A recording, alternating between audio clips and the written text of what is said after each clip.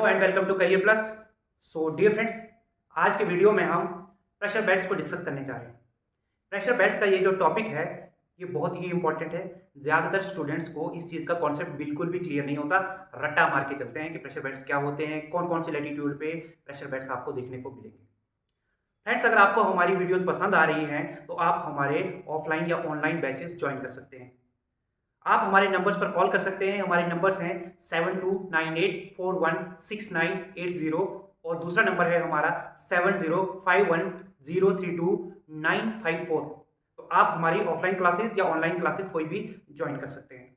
हमारा एड्रेस है opposite commerce college, above bright future computers, canal road, jewel, Jammu.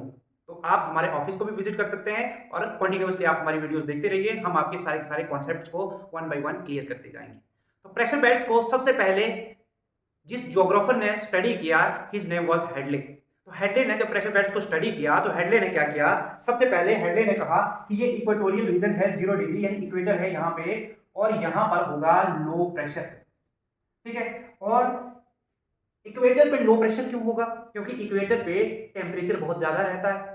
ठीक है, ज्यादा टेम्परेचर होने के कारण यहाँ की हवाएं जो हैं वो गर्म हो जाएंगी, यहाँ पर लो प्रेशर क्रिएट होगा, और हवा जब भी गर्म होती है तो गर्म हवा वर्टिकली राइज करती है, गर्म हवा। तो यहाँ पे लो प्रेशर क्रिएट होगा, तो देखिए यहाँ पर ये हवा वर्टिकली राइज करेगी, और हवा वर्टिकली जब भी राइज करती है तो हम वर्टिकल मूवमेंट ऑफ एयर को करंट बोलते हैं।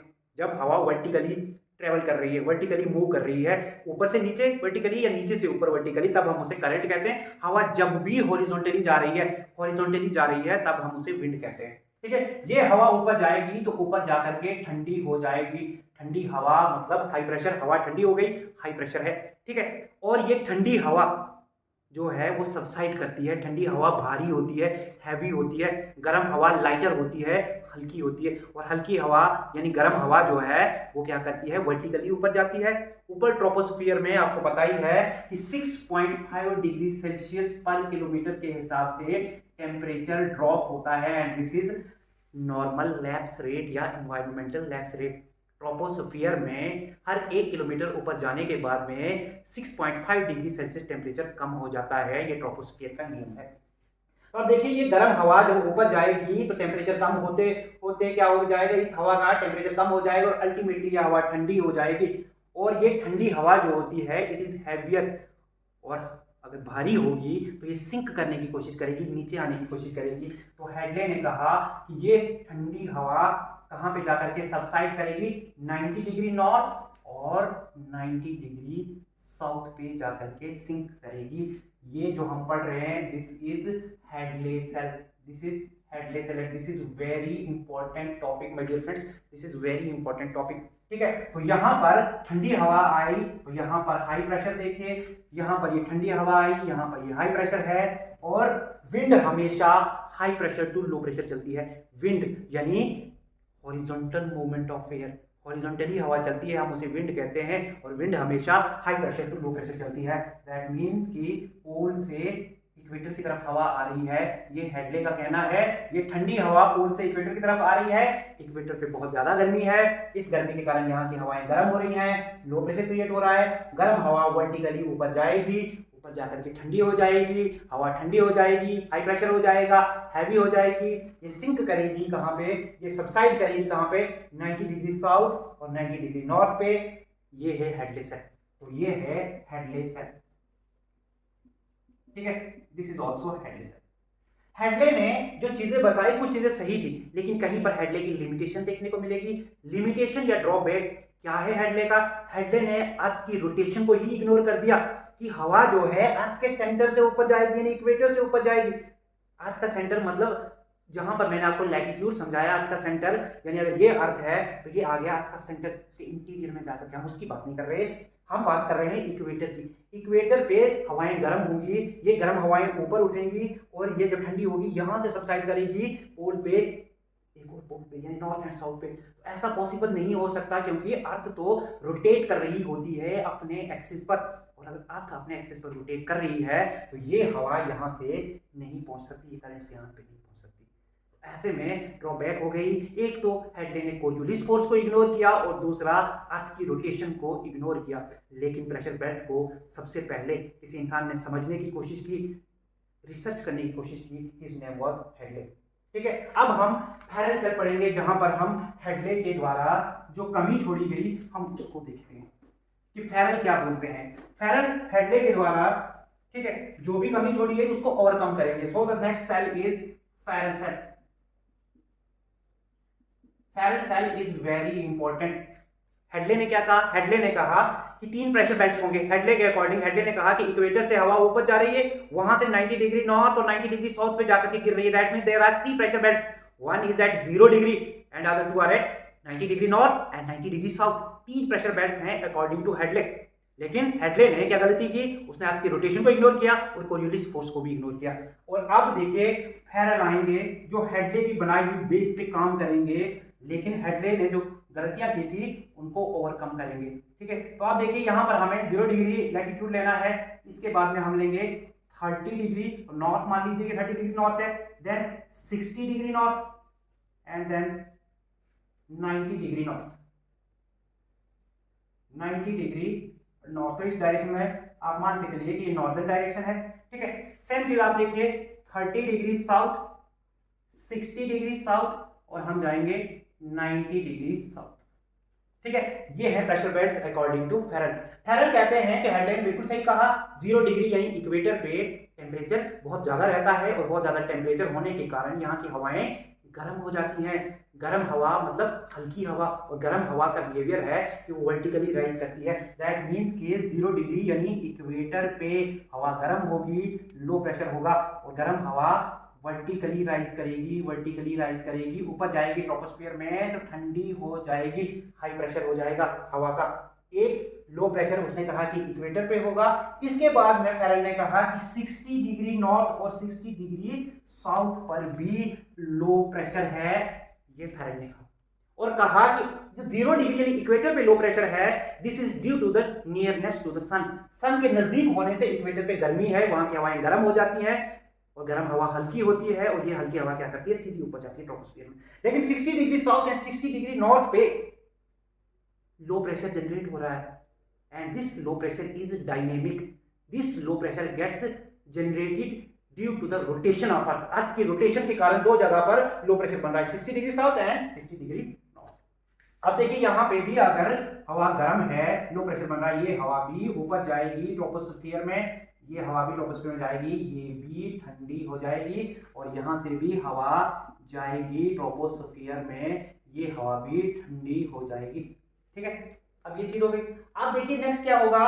गर्म हवा हमेशा ऊपर जाती है, ऊपर जाके ठंडी हो जाती है, और ठंडी हवा को सबसाइड होकर के नीचे आना है। तो देखिए 0 डिग्री पे इक्वेटर पे सबसे पहले हम बात करते हैं कि इक्वेटर पे बहुत ज्यादा टेम्परेचर होने के कारण हवाएं गर्म है। इक्वेटर पे बहुत ज्यादा टेम्परेचर होने के कारण यहाँ की हवा गर्म हो गई, और गर्म हवा वर्टिकली ऊपर गई, ऊपर जाकर के ठंडी हो गई। ठंडी हवा हैवी होती है और वो सबसाइड करती है, और फैरेल के अकॉर्डिंग ये 30 डिग्री नॉर्थ पे आकर के सबसाइड करेगी, 30 डिग्री साउथ पे जाकर के सबसाइड करेगी। अगेन देखिए 60 डिग्री नॉर्थ पे जो हवा गर्म हुई, ये ऊपर गई, जब ठंडी हुई तो ये यहां से 30 डिग्री नॉर्थ पे जाकर के सबसाइड होगी, और 90 डिग्री नॉर्थ पे जाकर के सबसाइड होगी। ठीक है, अब देखिए 60 डिग्री साउथ पे गर्म हवा थी, लो प्रेशर क्रिएट हुआ, ये हवा ऊपर गई, जब ठंडी हुई तो ये आकर के सबसाइड करेगी 30 degree south and 90 degree south पे। अब देखिए क्या हो रहा है, यहाँ पे ठंडी हवा आई यानी हाई प्रेशर, यहाँ पे ठंडी हवा आई यानी हाई प्रेशर, यहां पर 30 डिग्री साउथ पर भी ठंडी हवा आई यानी high pressure. This is high pressure my dear friends. अब देखिए 0 डिग्री पे लो प्रेशर क्रिएट हुआ बहुत ज्यादा गर्मी के कारण, हवा ऊपर गई वर्टिकली, ठंडी हुई, और ठंडी होकर के ये सबसाइड करती है 30 degree north and 30 degree south पे। 60 डिग्री नॉर्थ पे भी लो प्रेशर क्रिएट हुआ, जहां पर हवाएं गर्म हुई, ये वर्टिकली राइज करेंगी और ठंडी होकर के ये हवा सबसाइड करेगी 30 degree north and 90 degree north पे। Again this phenomena occurs here at 60 degree south. Air gets warm, हवा गर्म हो गई, and upon getting warm it rises upwards in the troposphere, later it gets cool down, और ठंडी हवा क्या करेगी? सबसाइड होगी 30 डिग्री साउथ पे एंड 90 डिग्री साउथ पे। ठीक है, अभी तक जो हम बात कर रहे थे करंट्स की बात कर रहे हैं। अब देखिए विंड जो कि हॉरिजॉन्टल फ्लो है हवा का, हॉरिजॉन्टल फ्लो है। आप देखिए विंड कैसे चलती है, विंड चलती है high pressure to low pressure, wind चलती है high pressure to low pressure, high pressure to low pressure, high pressure to low pressure, high to low and high to low. ये कॉन्सेप्ट है। That means कि 30 degree north और 30 degree south से हवा आती है इक्वेटर की तरफ कॉन्टिन्यूअसली ठंडी हवा, और इक्वेटर पर आकर के गर्म हो जाती है। ये हवा गर्म होने के बाद में ऊपर जाती है ट्रोपोस्फीयर में, ठंडी होकर के फिर गिरती है 30 डिग्री नॉर्थ और 30 डिग्री साउथ पे। सेम चीज आप देखिए 60 डिग्री नॉर्थ पे हवा गर्म हुई, गर्म होने के बाद वर्टिकली राइज करेगी, ठंडी हुई ऊपर जाके ट्रोपोस्फीयर में, ये गिरेगी 30 डिग्री नॉर्थ और 90 डिग्री नॉर्थ, और 30 डिग्री नॉर्थ से 60 डिग्री नॉर्थ की तरफ भी जाएगी हवा, और 90 डिग्री नॉर्थ से भी विंड जाएगी 60 डिग्री नॉर्थ पर। सेम चीज आप 60 डिग्री साउथ पर भी देखेंगे, जहां पर हवा गर्म हुई ट्रोपोस्फीयर में ऊपर जाकर के ठंडी हो गई, ठंडी होने के बाद में ये सबसाइड करेगी 30 degree north and 90 degree 30 degree south है 90 डिग्री साउथ। और अब देखिए ठंडी हवा 90 डिग्री साउथ से 60 डिग्री साउथ, 30 डिग्री साउथ से 60 डिग्री साउथ, और 30 डिग्री से इक्वेटर पे भी आ रही है, 60 डिग्री की तरफ भी जा रही है। ये इंपॉर्टेंट कॉन्सेप्ट दिया फेरेल ने। तो अब फेरेल ने क्या किया, सबसे पहले ये काम हेडले ने किया था, तो उसकी रिस्पेक्ट में सबसे पहले सेल को उन्हीं के नाम से जिन्होंने पहले काम किया हेडले सेल नाम दिया, दूसरे सेल को इन्होंने नाम दिया फेरेल सेल अपने नाम से क्योंकि इन्होंने काम किया, और तीसरा सेल जो पोलर रीजन में बना उसे कहा पोलर सेल। तो अकॉर्डिंग टू फेरेल 3 सेल्स बने, एक हेडले सेल, एक फेरेल सेल और एक पोलर सेल। सेम चीज दूसरे हेमिस्फीयर में भी होगी। This is Hadley cell, this is Ferrel cell and this is polar cell my dear friends. ये आगे तीनों सेल्स, ये आगे अर्थ के ऊपर प्रेशर बेल्ट्स कितने हैं, परमानेंट विंड सिस्टम कितने हैं, तो देखिए एक आ गया 90 डिग्री साउथ पे, 60 degree south, 90 degree north, 60 degree north, 30 degree north, 0 degree, 30 degree south, 60 degree south and 90 degree. तो गिन लीजिए 1 2 3 4 5 6 and 7 total pressure belts according to Ferrel और 7 है। कहां पे, 0 डिग्री पे देख लीजिए, 30 डिग्री नॉर्थ पे देख लीजिए, 60 डिग्री नॉर्थ पे देख लीजिए, और फिर 90 डिग्री नॉर्थ पे देख लीजिए, अगेन 30 डिग्री साउथ पे देख लीजिए, 60 डिग्री साउथ पे एंड 90 डिग्री साउथ पे। दीज आर 1 2 3 4 5 6 7 प्रेशर बेल्ट्स, ठीक है। और अब ये पूरे के पूरे प्रेशर बेल्ट्स आपको एक अर्थ के ऊपर हम दिखाएंगे कि किस तरह से ये प्रेशर बेल्ट्स आपको अर्थ के ऊपर समझने के लिए मिलेंगे, क्योंकि यहाँ पर तो आपने देखा कहां कहां पर विंड सिस्टम किस तरह से बिहेव कर रहा है, लेकिन क्या ये चीजें आप पूरी अर्थ पर खुद से समझ पाएंगे, नहीं समझ पाएंगे। इसलिए एक अर्थ बना करके मैं आपको कोरियोलिस फोर्स का रोल भी बता दूंगा, कोरियोलिस फोर्स किस तरह से एक्ट करती है, किस तरह से जनरेट होती है और क्या है ये फोर्स। तो देख लीजिए, सबसे पहले हम एक अर्थ बनाएंगे,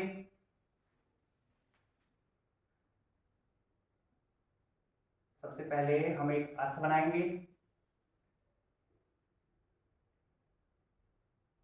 ठीक है, ओके।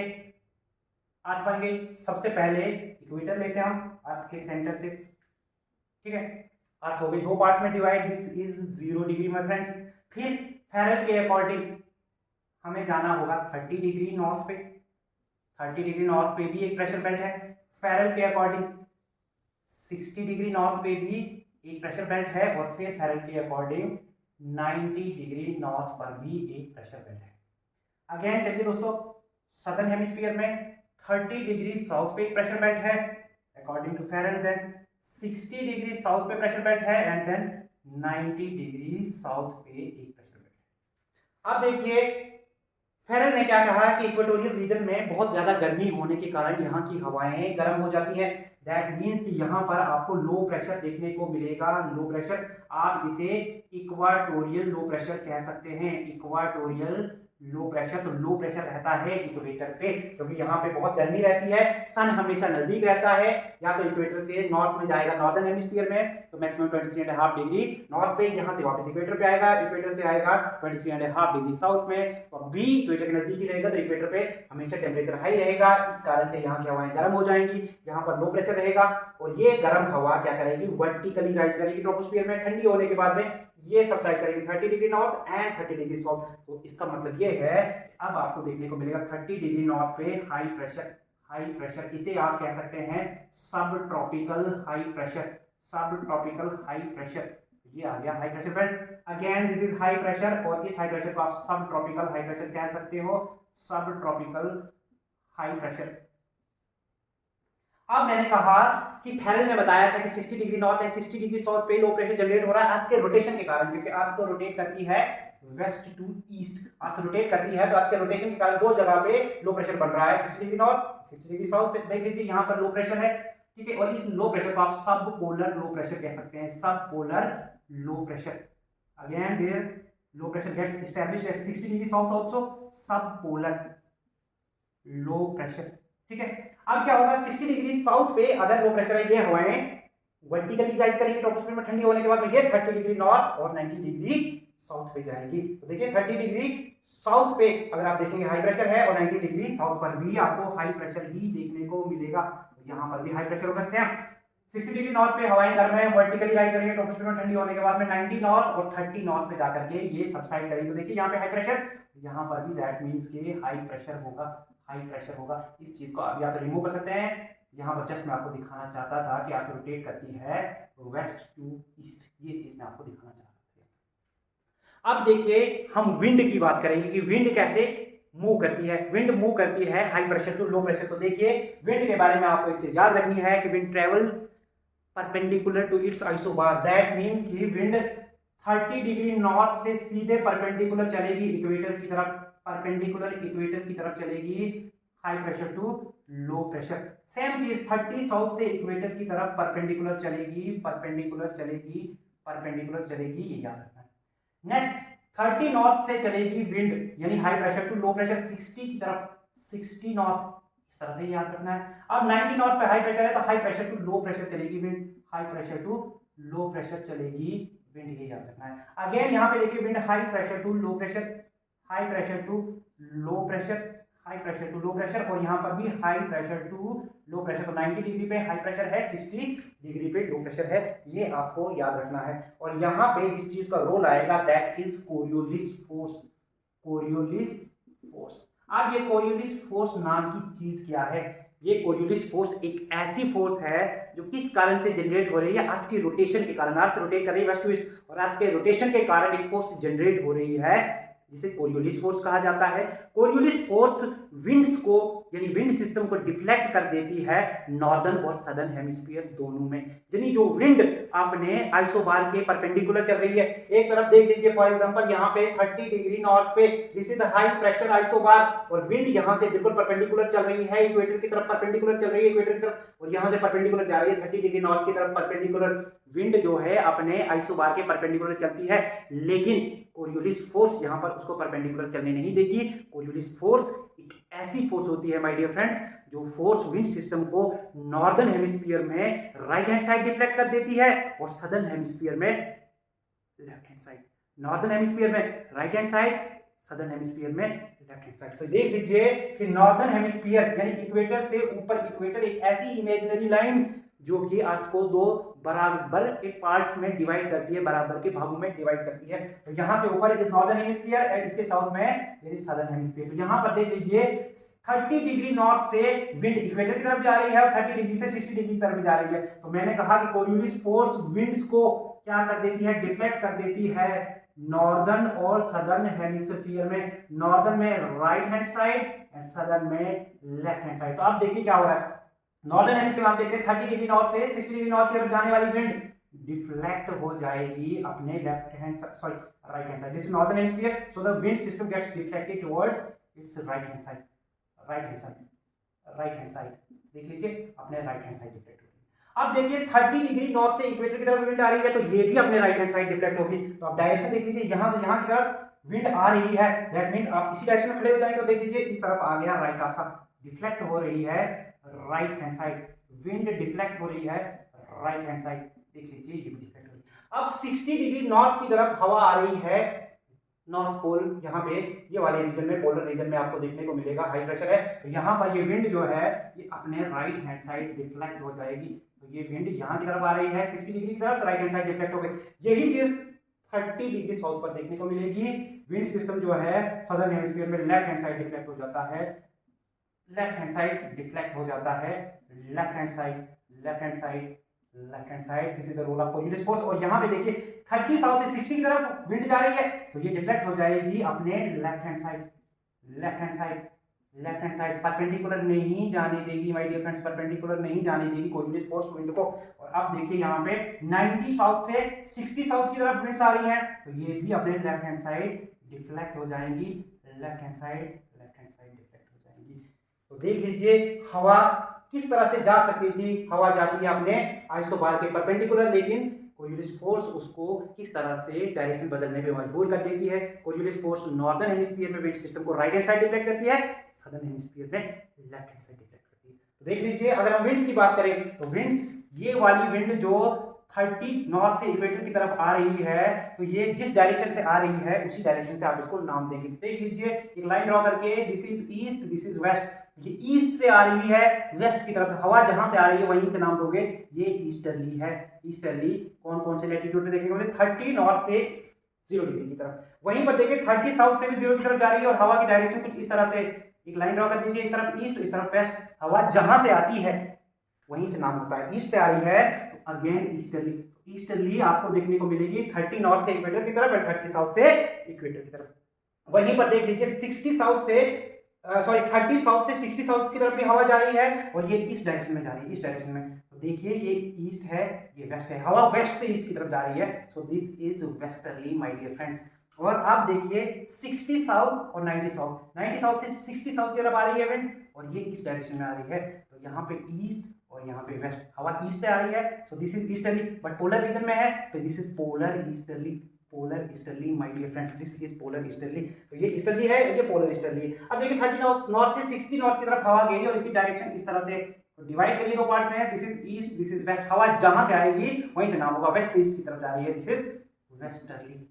ठीक है, और यहां पर देख लीजिए पोलर रीजन में क्या हो रहा है, हवा इस डायरेक्शन में आ रही है, इसको भी दो पार्ट में डिवाइड करिए, ईस्ट वेस्ट। जहां से हवा आ रही है वहीं से नाम देंगे। अगेन ईस्ट से वेस्ट की तरफ आ रही है, दिस इज ईस्टर्ली। तो ये ईस्टर्ली विंड है, ईस्टर्ली हमें पहले ही नाम दे दिया है, तो ये पोलर रीजन में है, तो this is called polar easterly, polar easterly. देख लीजिए कहां कहां पे ईस्टर्ली है, कहां पे वेस्टर्ली और कहां पे पोलर ईस्टर्ली।